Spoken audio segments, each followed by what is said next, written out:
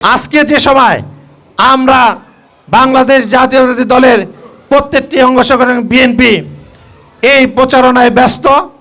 আগামী দিনে নির্বাচন আপনার ভোটাধিকার আগামী সরকার হরণ করে নিয়েছিল, সেই ভোটাধিকার কিভাবে আজকে আপনাদের মাঝে ফিরিয়ে দেওয়া যায় তার জন্য কাজ করছি।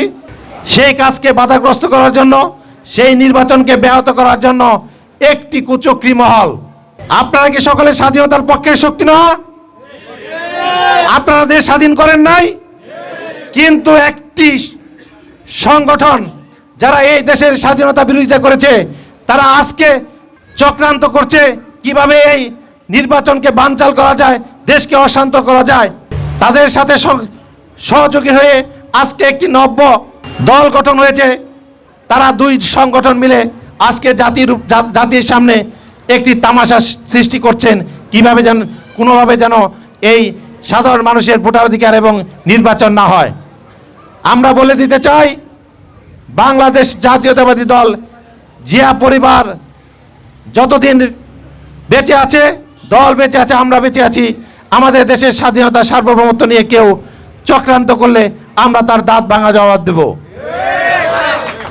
আমরা ফ্যাসিবাদী সরকারকে হটিয়েছি, তার অর্থ এই নেই যে আমরা স্বাধীনতা বিরোধী চক্রকে এই দেশের মস্ততে বসাবো। আপনারা যত চক্রান্তই করেন না কেন, এ দেশের জনগণ সজাগ আছে।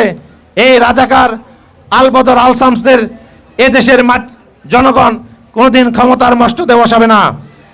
তারা আজকে একটি ইসলামী লেবাস নিয়ে ইসলামী চিন্তা চেতনার কথা বলে আপনাদের উপরে একটি প্রভাব বিস্তার করার চক্রান্ত করছেন।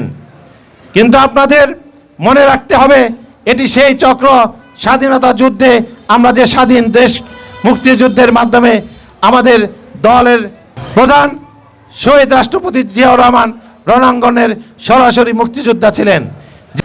সেই রণাঙ্গনের মুক্তিযোদ্ধার দল বাংলাদেশ জাতীয়তাবাদী দল যতক্ষণ বেঁচে আছে, কোনো ছলচাতুরি দিয়ে চক্রান্ত করে দেশে অশান্তি পরিবেশ সৃষ্টি করে আপনারা এই নির্বাচনের ব্যাঘাত ঘটাতে পারবেন না। আমরা অনতি বিলম্বে এই সরকার প্রধান আমাদের নেতা জনাব তারেক রহমানের সাথে বৈঠক করে বলেছিলেন আগামী ফেব্রুয়ারির মধ্যেই, রমজানের আগেই একটি সুষ্ঠু সুন্দর নির্বাচনের ব্যবস্থা করবেন। আমরা আশা রাখি তাদের সেই কথা এবং প্রতিশ্রুতি তারা অলরেডি বাস্তবায়নের পথে হাঁটছেন। সেই বাস্তবায়নের পথে যখন হাঁটছেন, আপনারা যখন ওই চক্রী মহল যখন বুঝতে পেরেছে যে এ দেশের জনগণ ভোট দেওয়ার জন্য উদ্গ্রীব, কিন্তু সেই ভোট তাদের প্রতারণার ফাঁদে পা দেবে না, তখনই তারা এইসব চক্রান্ত করছে।